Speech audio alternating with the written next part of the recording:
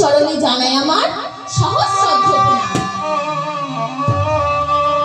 বর্তমানে মহতী শ্রী শ্রী হরিবাসরে জানি না কত জন্মের সুকৃতির ফলে আপনাদের এই চরণ দর্শনের সৌভাগ্য লাভ করিয়াছি।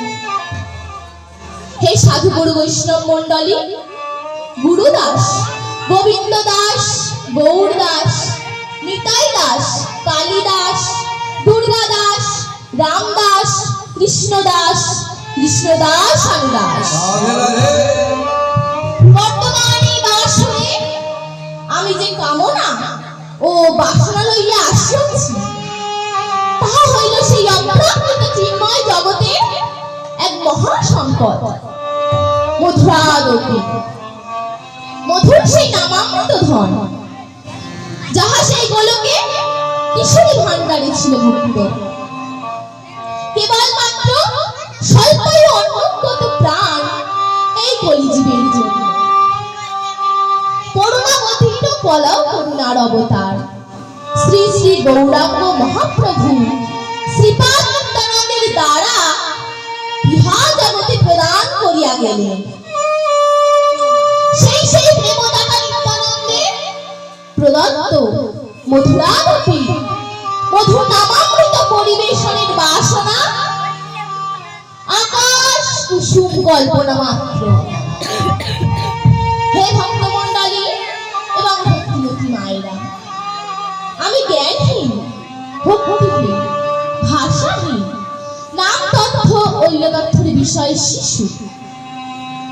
কেবলমাত্র আমার গুরুদেব শ্রী শ্রী অরবিন্দ হালদার মহাশয় এবং আমার বর্তমান গুরু শ্রী শ্রী শ্যামল নস্কর মহাশয় আমায় যতটুকু শিক্ষা দিয়েছে, তাঁদের করুণায় আজ আমি এই পথে অগ্রসর হইয়া আছি। তাঁদের শ্রীচরণে আশীর্বাদ ও পতিত পাবন শ্রী শ্রী সচিদানন্দ গৌরহরির কৃপায় যতটুকু পরিবেশন হইবে, হংসই তথা ক্ষীরামুখ মধ্যে রাজহংস যেমন জল মিশ্রিত দুগ্ধের জল পরিত্যাগ পূর্বক সারাংশ দুগ্ধই পান করিয়া থাকে, তদনুরূপ আমার ভুল ত্রুটি রসাভাস মার্জনা পূর্বক সারাংশ যাহা কৃষ্ণ নাম গ্রহণ করিয়া আমায় বাধিত করিবে, ইহা আমার বিনীত নিবেদন।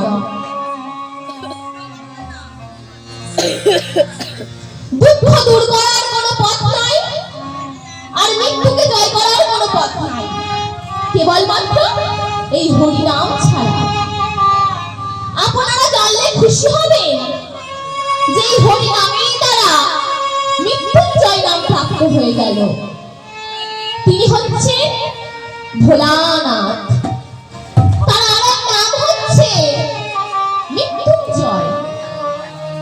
তিনি মৃত্যুকে জয় করে নিয়েছিলেন এই হরি নামের দ্বারা। এই কলিকালের দৃষ্টান্ত হলো এটাই যে দেবতারাও চাইছে মানুষ হয়ে পৃথিবীতে হরি নাম গাইবে।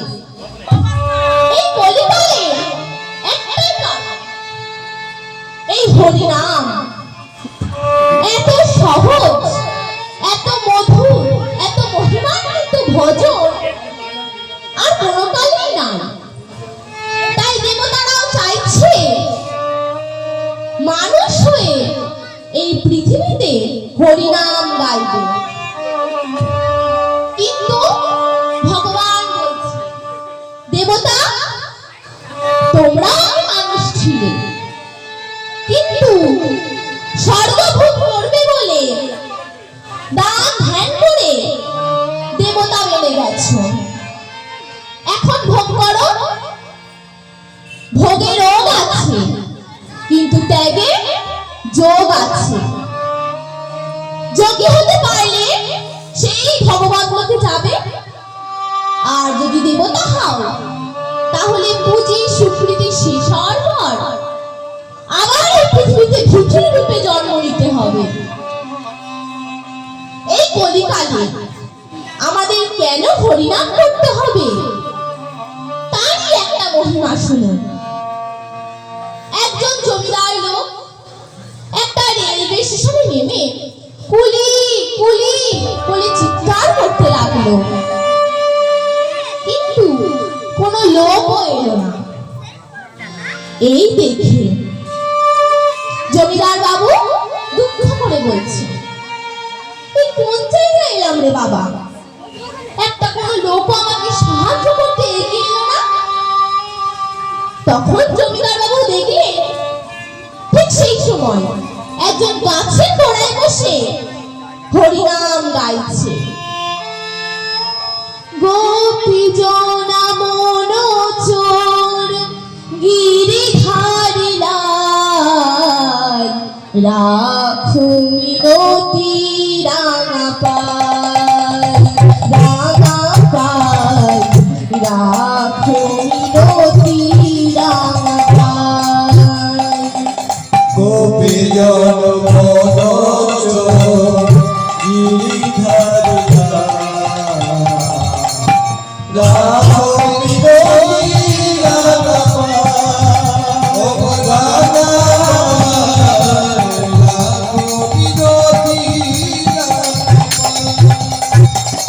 গোপীজনা মনোচর গিরিধারী লাল, রাখো মিনতি রাঙা পাল, রাঙা পাল, রাখো মিনতি রাঙা পাল।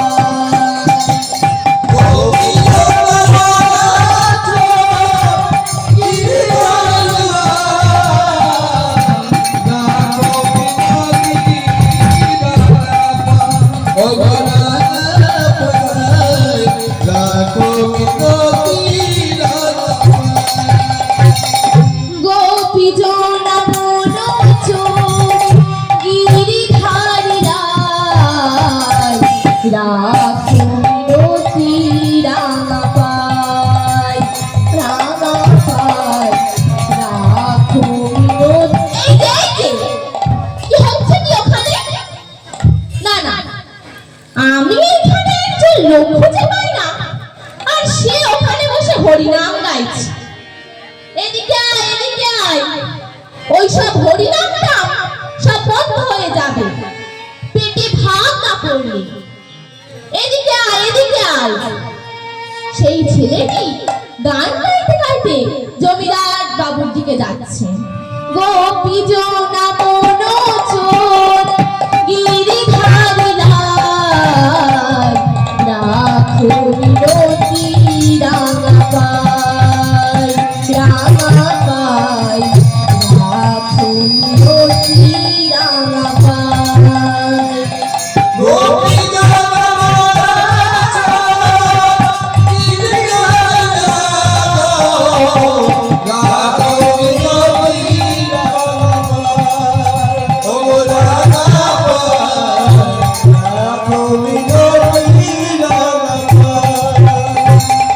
গোপীজনা মনোচর গিরিধারী লাল, রাখো মিনতি রাঙা পাল, রাঙা পাল, রাখো মিনতি রাঙা পাল।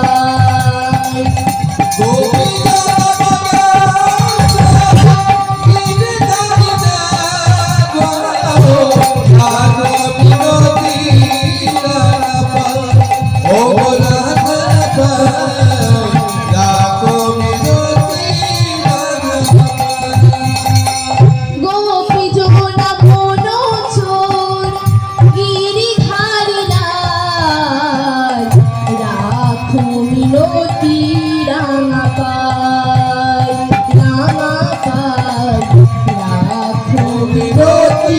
আস্তে আস্তে, আপনি আমায় ডেকেছিলেন?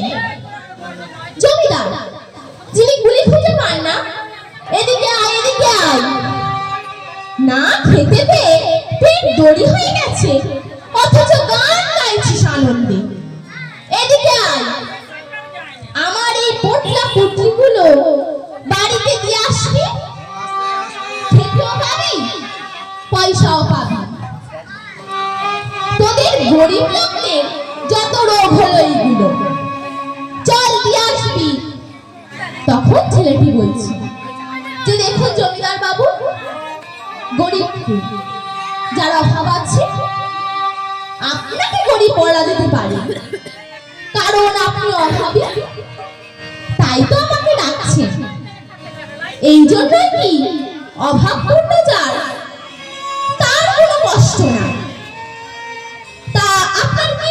করে দিতে হবে। বলে আমার এই পোটলা পুটলিগুলো বাড়িতে দিয়ে আসবি। কত ছেলেটা বলল লাগবে না। বলে কি এই কলিকালে এখনো এরকম মানুষ আছে কাজ করবে অথচ পয়সাও নেবে না।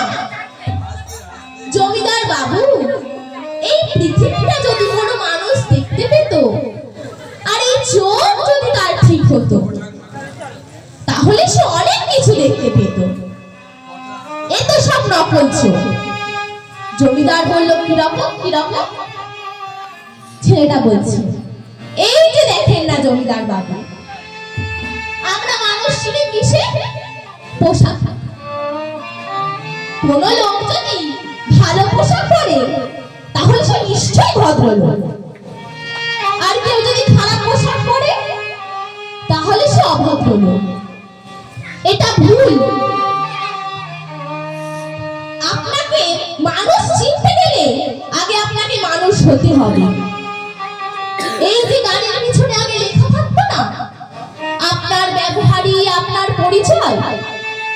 মানুষ পোশাকে ভদ্র হয় না। পোশাক কিনতে পাওয়া যায় কিন্তু চরিত্র কিনতে পাওয়া যায় না। ভদ্রতা এও মানুষের দ্বারা প্রাপ্ত হয়, ভদ্রতাও কিনতে পাওয়া যায় না। এই জন্য কি আপনি ঠিক মানুষ চিনতে পারেন না। এই পৃথিবীতে এখনো এইরকম মানুষ আছে বলেই তো সূর্য ওঠে। জানবেন পয়সা করে কিছু লাগবে না। আপনি লোক পাচ্ছেন না তাই আপনাকে একটু সাহায্য করছি। ছেলেটা আবার গান ধরেছে। বল রে বদন, বল রে বদন, বল রে বদন কৃষ্ণ নাম। বল রে বদন, বল রে বদন, বল রে বদন কৃষ্ণ নাম। বল রে বদন, বল রে বদন, বল রে বদন কৃষ্ণ নাম। বল রে বদন, বল রে বদন, বল রে বদন কৃষ্ণ নাম। নামের গুণে শিলা ভাসে কোবাল কথা কয়। আমার মনে শিলা ভাসে ভোর কথা কয়। নামের গুণে শিলা ভাসে কোবাল কথা কয়। আমার মনে শিলা ভাসে ভোর কথা কয়। সেই নাম বদনে কে বলো বিরাট। আর সেই নাম বদনে বলো বিরাট। বল রে বদন, বল রে বদন, বল রে বদন কৃষ্ণ নাম। আর বল রে বদন, বল রে বদন, বল রে বদন কৃষ্ণ নাম। তুই তো ভালো গানও জানিস দেখছি। খেতে পাস না অথচ গান তো ভালোই জানিস। হা হা হা, আমি আরো অনেক কিছু জানি। বলে কি জানিস? এই যে দেখে না জমিদার বাবু, এই যে এই রেলওয়ে চত্বরে যতজন মানুষ আছে কে কবে মারা যাবে আমি বলে দেব। এত বিদ্যা তোর পেটে? কে কবে মারা যাবে তুই বলে দিবি? হ্যাঁ, একদম বলে দেব। তখন জমিদার বললেন, আরে ছোকরা, তুই অন্য লোকের কথা ছাড় তো দেখি। আগে তুই বল তো আমি কবে মারা যাব? ভক্তমণ্ডল এবং ভক্তিমতী মায়েরা, ওই রেলওয়ে চত্বরে বসে থাকা ছেলেটা আর অন্য কেউ না। আপনারা যাকে ছোট্টবেলায় বইয়ের মধ্যে পড়েছিলেন তার নাম হচ্ছে জোলা কাটি কবির। তিনি মানুষজনের কল্যাণের জন্য ছদ্মবেশে এদিক সেদিক ঘুরে বেড়ায়। তাকে কেউ চিনতে পারে না। এই জমি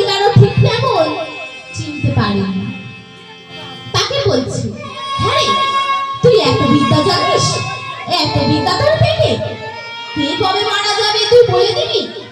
হ্যাঁ, একদম বলে দেব। ও যদি কেউ নিষ্ঠার সঙ্গে হরিনাম করে গুরু কৃপা পায়, তাহলে সে সব জ্যোতিষ বিদ্যা জানে। তখন জমিদার বললেন, তবে বলতো দেখি আমি কবে মারা যাব? বলে, জমিদার বাবু কলিকালে সব খারাপ, তবে একটাই জিনিস ভীষণ খারাপ। কি? सच्चा काहे तो लट्ठा खाए और झूठा काहे तो मुल्लू बुझाए। অর্থাৎ যদি সত্যি কথা বলা যায়, আমাকে তো আপনি লাঠি মেরেই তাড়াবেন, আর যদি মিথ্যা কথা বলা যায়, মুল্লুকে মালুম হলে আমাকে আপনি পুরস্কার দেওয়া শুরু করবেন। তা আপনাকে কোনটা বলবেন? সত্য বলবো না মিথ্যা? এই সত্যি কথাটা বল। বেটা খেতে পায় না, রেল স্টেশন চত্বরে বসে হরিনাম গায়, সে আবার বলে দেবে আমি কবে মারা যাব। সত্যিটা বল, কবে মারা যাব? তখন ছেলেটি বলল, জমিদার বাবু কবে বললে তো অনেক দিন হয়ে যাচ্ছে। কবে মানে? আজকে নাকি? বলে, না না, আজকে বললেও তো সে 24 ঘন্টা হয়ে যাচ্ছে।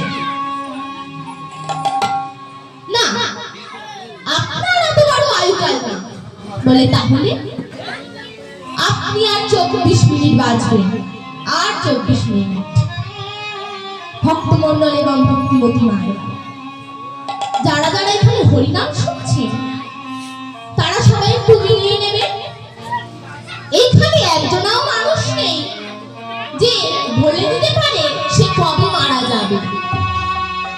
তাই আমরা এই জায়গাটাই বড় ভুল করে থাকি।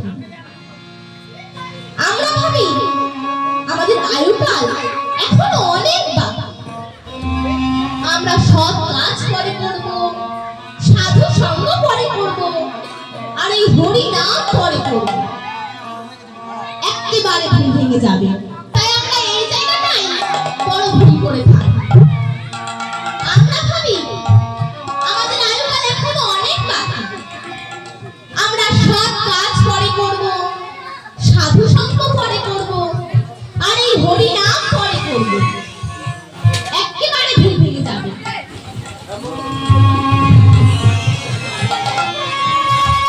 যদি হরি নাম শুনি, তাই হরি নাম শোনার একান্ত দরকার, না হলে ভুল পথে পাড়ি দেওয়া হবে। এই যে বলে দিল আপনি আর 24 মিনিট বাঁচবেন, চমকে উঠল জমিদার। বলিস কি রে? আমি এখনো কেবল সঞ্চয় করেই গেলাম, এখনো ভোগ করাও আমি শুরু করলাম না, আর তুই বলছিস আমি আর 24 মিনিট বাঁচবো? ছিল ছিল, এই কথাগুলো বলতে বলতে আরো 10 মিনিট কেটে গেল। আপনার আয়ুকাল আর 14 মিনিট। একটা কথা ভুলে যাবেন না জমিদার বাবু, এই সময়টাকে কোনোদিন ক্ষমা করে না। সোনা হারিয়ে গেলে সোনা কেনা যায়, এই সোনার থেকেও দামি, হীরের থেকেও দামি এই সময়। এই সময় যে কি কাজে লাগাতে হয়, না হলে ভুল পথে পাড়ি দেওয়া হবে। আপনারা সবাই যে হরিনাম শুনছেন, এটাই হলো অমূল্য সময়। হ্যাঁ, এও কাটছে, তবে সব কাজে কাটছে। আপনার আয়ুকাল আর 14 মিনিট। জমিদার বলল, আমি আর 14 মিনিট বাঁচবো? ছিল ছিল, আরো 10 মিনিট কেটে গেল। একটা জিনিস ভুলে যাবেন না জমিদার বাবু, সোনা হারিয়ে গেলে আবার সোনা কেনা যায়, স্ত্রী হারিয়ে গেলে আবার নতুন করে বিয়ে করা যায়, আর বাড়ি ভেঙে গেলে আবার নতুন করে বাড়িও তৈরি করা যায়। কিন্তু এই সময়টা চলে গেলে আর কোনো কিছুর বিনিময় সময়টা পাওয়া যায় না, এই জীবনটা বারবার ফিরে পাওয়া যায় না। এটা খুব অল্প মানুষ জানে, সবাই তো জানে না। সবকিছু বারবার ফিরে পাওয়া যায়, জীবনটা বারবার ফিরে পাওয়া যায় না, এই সময়টা ফিরে পাওয়া যায় না, এই সময়টা বারবার ফিরে পাওয়া যায় না। ভক্তমণ্ডল এবং ভক্তিমতী মায়েরা, এইভাবে প্রতিদিন আমাদের আয়ুকাল শেষ হয়ে যাচ্ছে। তাস খেলতে খেলতে, চায়ের দোকানে আড্ডা দিতে দিতে, গালাগালি করে, বাড়িতে কোলাহল করে আমাদের আয়ুকালকে আমরা এভাবেই শেষ করে ফেলেছি। তখন ছেলেটি বলল, জমিদার বাবু, আর 14 মিনিট, আর 4 মিনিট আছে, আপনি মারা যাবেন। এরপরে আপনাকে যমলোকের বিচারশালায় কাঠগড়ায় গিয়ে দাঁড় করাবে। এই বড্ড বাড়াবাড়ি হচ্ছে কিন্তু, আমি আগে মরি, তারপর তোমার বিচার হবে।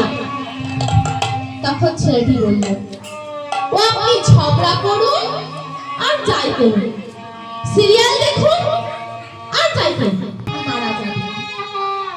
এরপরে আপনাকে জমালয়ের বিচারশালায় গিয়ে দাঁড়াতে হবে। এই ও এও 1 ধরো মিনিট কেটে ধরো গেল। গুলাচ্ছে ধরো জমিদার বাবু সামনে পাঠাবি না, গুলাচ্ছে কথা বলবি বলছি। এরপরে শিকল পরিয়ে কাটা গাছের উপর দিয়ে টানতে টানতে হিচড়ে হিচড়ে নিয়ে চলল।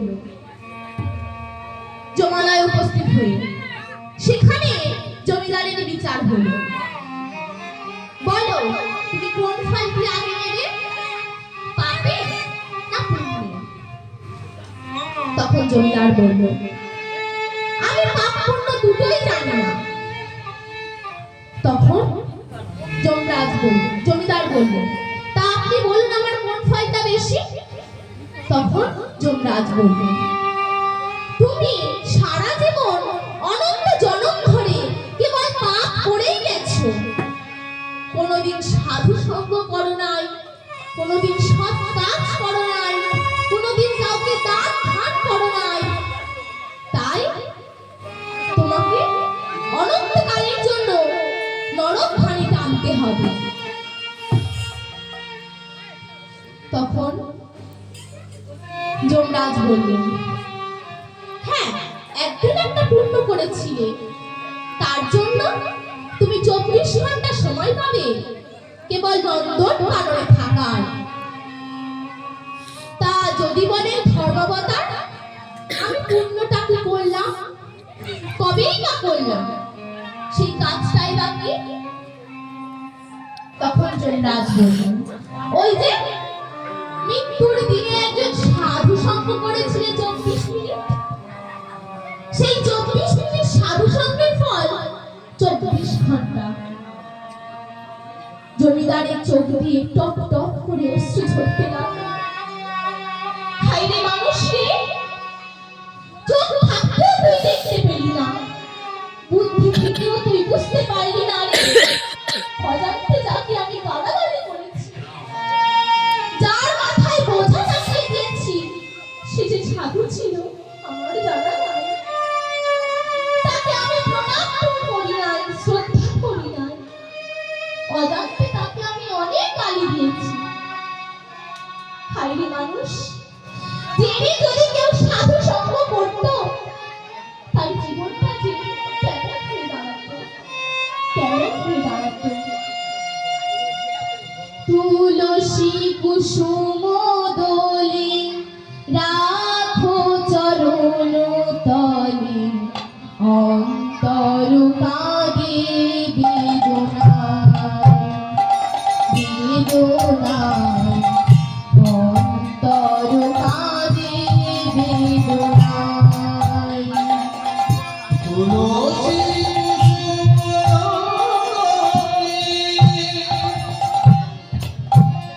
আমার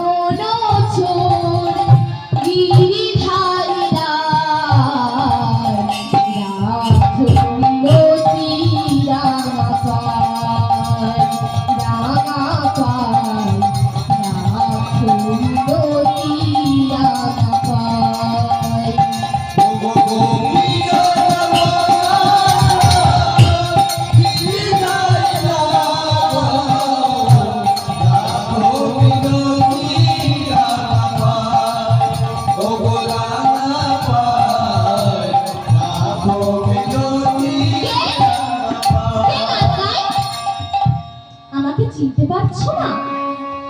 হ্যাঁ, তুমিই তো সেই যে রেলওয়ে স্টেশনে গান পেয়েছিলে। বাহ বাহ, তোমাকে ধন্যবাদ দিতে হয়। তুমি এই সময় আমাকে ঠিক চিনতে পেরেছো। হ্যাঁ, ঠিক ধরেছো, আমি সেই রেলওয়ে স্টেশনের গুলি। বলে না ভাই, আমি তোমাকে চিনতে পারি না। তুমি যে সাধু ছিলে আমার জানা নাই। তখন ছেলেটি বলল, আমার নাম হচ্ছে কবি, সত্য কবি। তোমার মঙ্গলের জন্য আমি সেই মর্তলোক থেকে এই জঙ্গলে এসেছি, শুধুমাত্র তোমার মঙ্গলের জন্য। বলে, তুমি কোন ফলটি আগে নিয়েছো, পাপে না পুণ্যে? তখন জমিদার বলল, আমি পুণ্যের ফল 24 ঘন্টায় নন্দন কারণে থাকবো, তারপর নরকে যাব, নরক খানি টানতে। বলে, তাহলে সময় নষ্ট করো না, আমি তোমাকে 24 ঘন্টায় দীক্ষা দিয়ে দেব। এই 24 ঘন্টায় তুমি সেই দীক্ষার মন্ত্র জপ করবে। 24 ঘন্টা প্রাণ ভরে বলবে, হরি বল। কৃষ্ণ নাম, কৃষ্ণ নাম, কৃষ্ণ নাম করো, কৃষ্ণ নাম, কৃষ্ণ নাম, কৃষ্ণ নাম করো। আরে কৃষ্ণ শব্দ ধরে দিন।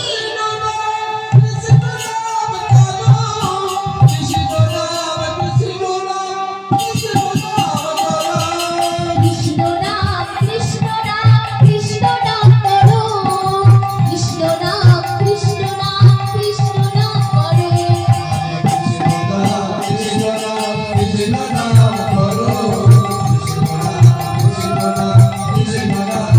কৃষ্ণ নাম, কৃষ্ণ নাম করো, কৃষ্ণ নাম, কৃষ্ণ নাম, কৃষ্ণ নাম করো। কৃষ্ণ নাম কৃষ্ণ নাম কৃষ্ণ নাম করো কৃষ্ণ নাম, কৃষ্ণ নাম, কৃষ্ণ নাম করো, কৃষ্ণ নাম, কৃষ্ণ নাম, কৃষ্ণ নাম করো। কৃষ্ণ নাম কৃষ্ণ নাম কৃষ্ণ নাম করো কৃষ্ণ নাম কৃষ্ণ নাম কৃষ্ণ নাম করো কৃষ্ণ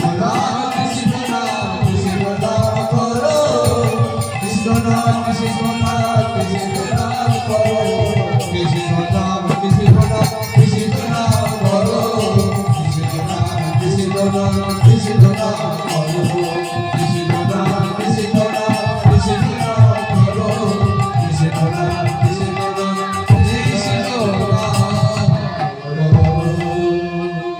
আর তালি বাজাতে হবে না, সময় হলো না, আর এখন তালি বাজাচ্ছে। চলো বাবা, এখন নরকে খানি টানতে চলো। জমদূতগণ এসে বলছে, তোমার 24 ঘন্টা পুণ্যের ফল শেষ হয়ে গিয়েছে, চলো এখন পাপের ফল ভোগ করবে। চলো চলো নরকে চলো, নরক খানি টানবে। তখন বিষ্ণুদূতগণ এসে বাধা দিলেন, ওকে ছেড়ে দাও, ও বৈকুণ্ঠে যাবে। তখন যমদূতগণ হাসতে হাসতে বললেন, মহাপাপী আবার বৈকুণ্ঠে যাবে? এ আবার কোন শাস্ত্রে লেখা আছে?